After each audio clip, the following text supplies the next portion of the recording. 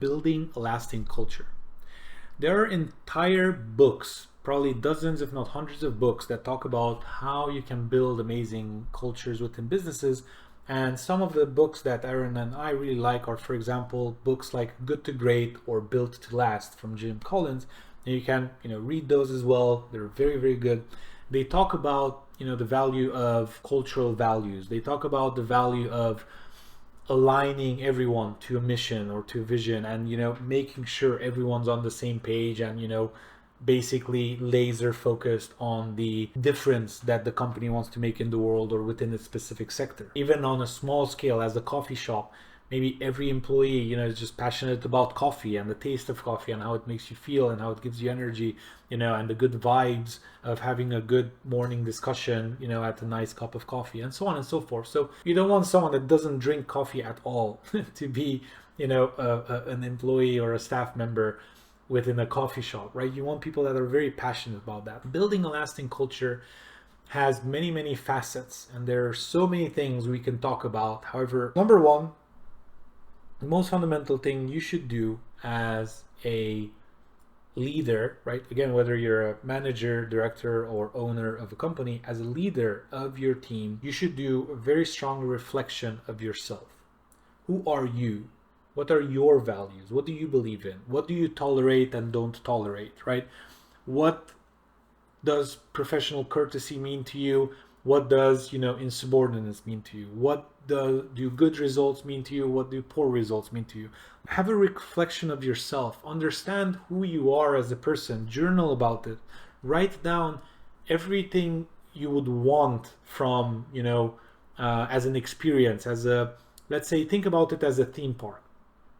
I was fortunate enough when I was in the US, and in and around the US, I had the experience of going to Six Flags. So when I was in Six Flags, every ride is like a world within, I believe, DC universe or something like that. So we had rides that have to do with Batman, and rides that have to do with Superman, and so on and so forth. It was very, very cool. I really enjoyed it. There was one called the Joker. And so you're in the culture, like you felt the vibe of that place. And I expect it's the same in Disneyland. I've never been, but people tell me good things every time they go. You feel that culture there, and it's a reflection of the people that are the leaders within that company. So just like that, you are one of the leaders within your company. You should reflect on yourself to say, what do I care about? What are some of the things that matter to me? And this can't be delegated. You can't delegate this to someone else, right?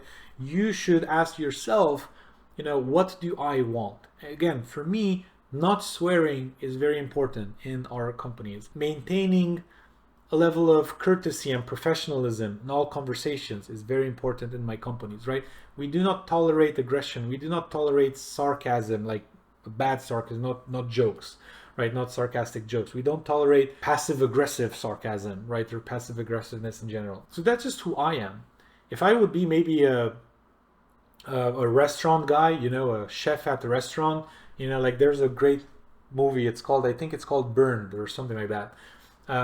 With this actor that's just very bad as a person when it comes to them being in the restaurant. They yell at everyone. They have unrealistic expectations. They throw things around and so on and so forth.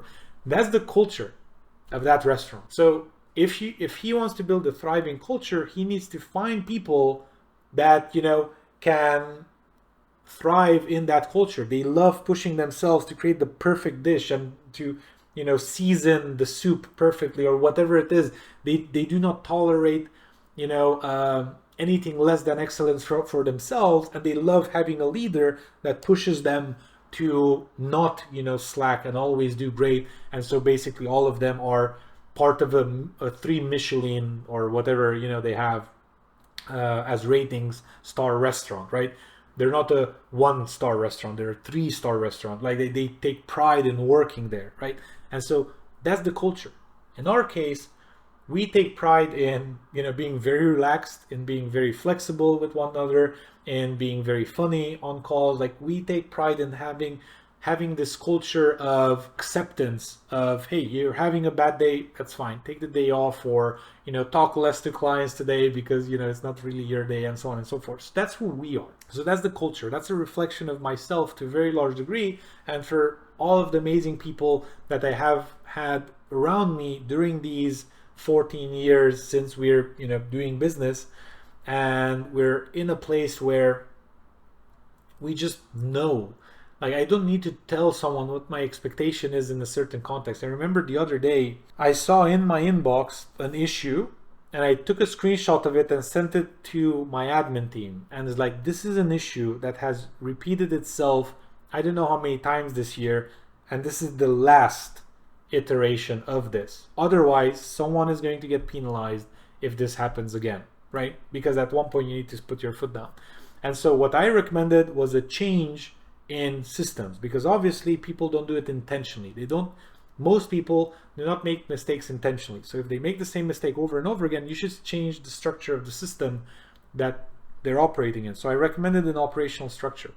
When I hopped on a Mio call with the chief of staff of that team, they literally told me, I can't believe you sent that screenshot, because that same morning, 2 hours before that, I already had a chat with the team, and we all agreed that how did we mix this up again, and we already agreed onto the solution that you also proposed. So I was amazingly, pleasantly surprised. I was expecting it, but I didn't think about, in that one case, I wasn't expecting it to the sense that in this one instance I was expecting it. I expect people to already be a part of the culture and to understand how we operate and what we do, and how we always improve and don't make the same mistakes multiple times. And so I was pleasantly surprised, because I didn't even think that in that case that they should have done this and had this conversation before my screenshot, but they have, right? Which is amazing. Which takes me to my next point. When you build culture, you need to remove excess dependencies on whomever is at the top. So my team self-assessed that this was an issue that they provoked. That team created the problem. They assessed that, hey, we created this problem, and they by themselves came up with a solution. This is one very important factor of good culture, and we recommend all of you implement that, right? This is one of the action steps. Figure out how you can make everyone on the team self-sustainable. The way you do that is by looking at write a list of every single way in which you were involved in the business in the last week or month or whatever, or in the last day, if you can't remember last week, and see, okay, how could have my team done this by themselves? What should I have had in place in terms of expectations in the Digerac, in terms of goals in the Mio, in terms of anything that we're doing, so that they could have dealt with this issue by themselves and I would have not need to be involved. And make all of your directors and all of your managers follow the same thing. There's another great book that's called The 1 Minute Manager. I think the author is Ken Blanchard, and it's a very short book. It basically teaches the same thing. It teaches how to help people be self-sustainable. And we talk about the same thing in the book and in this video. You literally make it so that whenever there's an issue, you need to teach people you should be able to figure everything out yourself. If you need me, that means I am failing you as a team leader, right? And I don't want to fail you. I want you to have all of the knowledge, all of the tools, all of the guidance, everything there, so that you can take all of the decisions by yourself, and not only take the decisions by yourself, but do amazing, like take the best decisions and do the amazing work, and I don't even need to be there. That doesn't mean that I'm not there. That doesn't mean that I don't spot check. That doesn't mean that I'm not working on whatever I like to work on in this business. That just means that you do not depend on me to do good work in your role. And that's a very important part of culture we recommend all of you implement. Moving on from there, another thing that is important in terms of culture to talk about is that you should involve everyone on your team when you're building culture, especially if you already have a team, right? If you're at the beginning and you have a small team, you can involve 3 people, but if you have 50 people, you can involve everyone. And you can literally ask them, what do you like about working here? And what do you dislike about working here? Who's one person you really like in the company? Who's one person you wish wouldn't be in the company? And so you would be surprised at the type of answers you get. For example, Aaron has an amazing story about when they bought Laughlin, him and his co-owner, when they bought Laughlin, their current company, or one of their current companies, they had an issue with someone, if I remember the story correctly, that was I want to use the correct words, yes, sexually harassing other people in the company. They would do it semi-mildly, so most people wouldn't say much. However, they were doing it constantly and for a long time. And so in one of the PDPs, Aaron wasn't calling them PDPs at the time, in one of the meetings that he was having with someone spoke up and said, hey, this is something that is really bothering me and no one's doing anything about it. And I was like, what? Excuse me, what's going on? And it's like, yeah, this is going on. Can you tell me of other people that are doing this? And so they did. And so they had this conversation with multiple people, right? And very, professionally, again, they say, is there someone in the company, that's either making you uncomfortable or you would wish they weren't here and so on. So they're figuring that out, talking to all of them. And interesting enough, all of them felt the same way about that one individual. And so they literally had to remove them from the company. And it's not like they had to, they wanted to. Because if you want to build a strong culture, again, you need to involve everyone in that culture, and you need to understand what people's needs are, what they care about, what makes them feel safe, what makes them feel valued, and so on and so forth. And you add those things within your culture if those things are also a reflection of yourself, as in if you fully agree with those things. If you're a guy yourself or you're a woman yourself that's very lustful, and you yourself are sexually harassing other people and everyone in the company is sexually harassing one another, maybe that's the culture for you, right? That's the perfect culture for you, right? In our case, it's not. In our case, for example, we make a ton of sexual jokes or things like that or whatever, but they're so funny. Like when we made, for example, last year we went to a Christmas dinner, and there were like maybe 10 or 12 of us. And basically there's this joke that we learned a few years ago. I can't remember where. Someone read it online and we used it a few times, about someone being very athletic.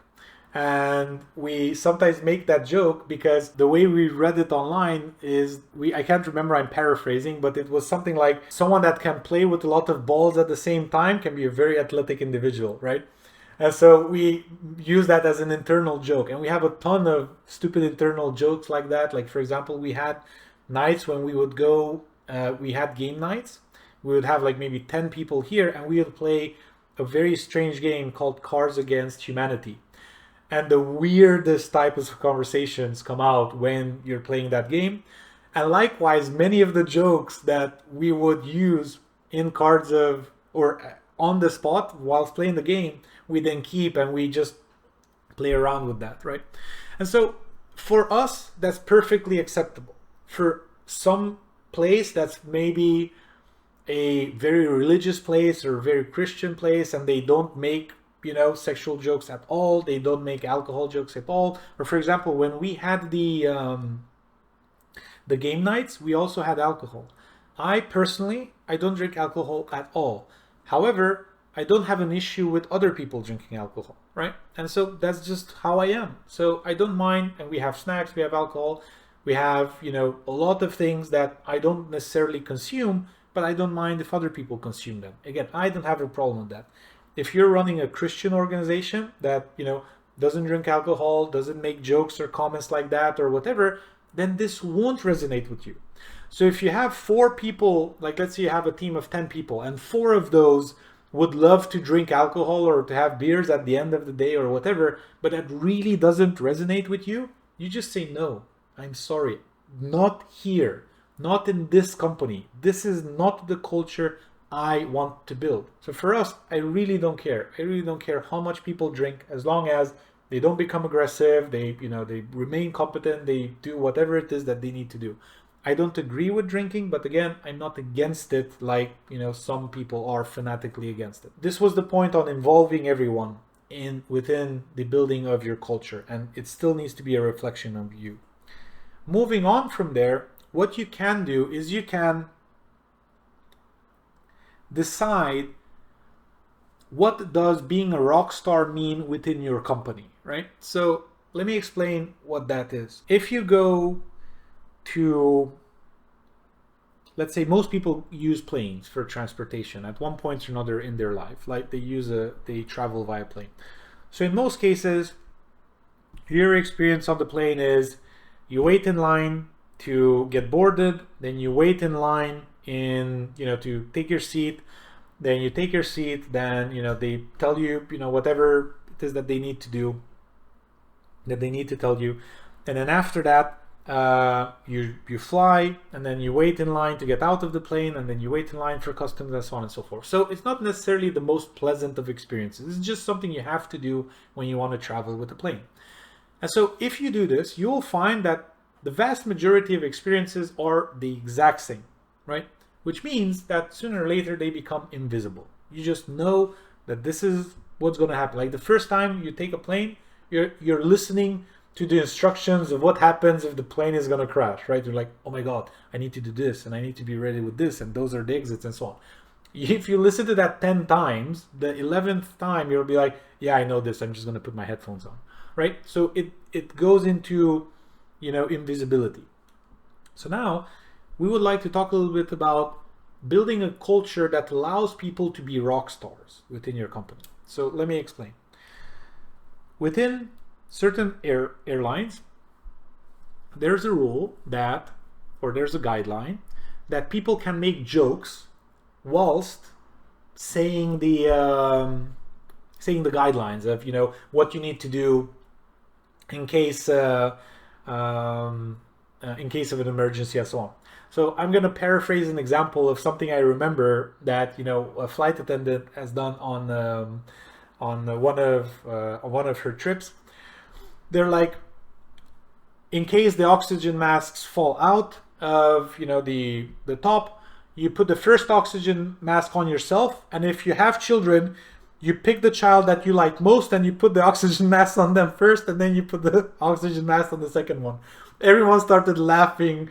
It was so funny. Like, you pick the one you like most and you save them first, and then you go to the next one. And they made like 3 or 4 other jokes like that, and everyone was paying attention. That experience was so much better. It immediately became a rockstar experience, and that person became a rockstar in themselves for making that joke. Obviously, some people on the plane might have not liked the joke, right? Because whatever, they can get offended. It's very easy to get offended. It's a habit now. It's a trend of people getting offended for anything, right?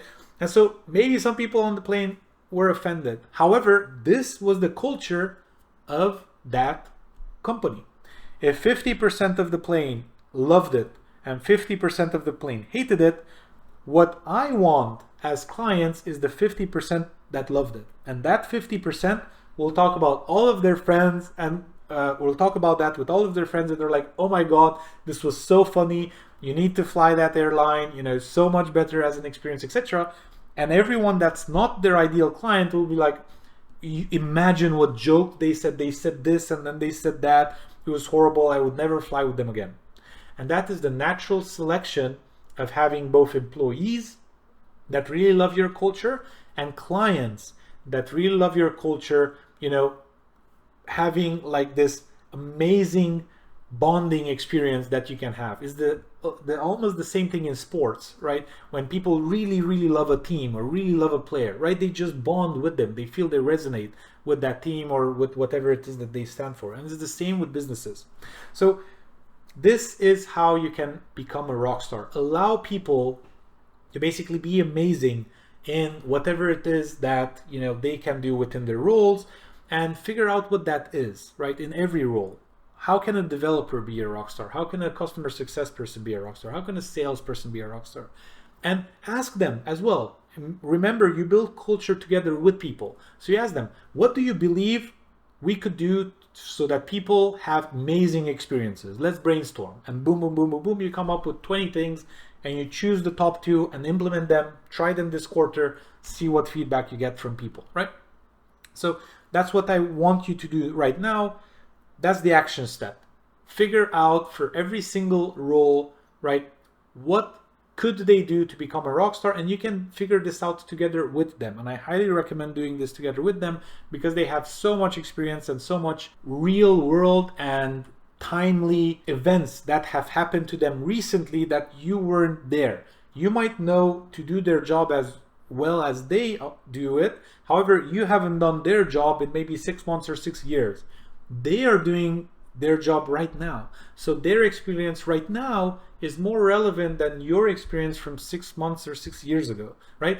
So that's why it's very useful to involve people in these conversations. Moving on from there, the one thing I want to make very clear for everyone listening is that once you start involving people in everything in the business, right? You start showing them the vision of the business. You show them the goals for the quarter. You set the scoreboard. You allow them to become rock stars and so on and so forth.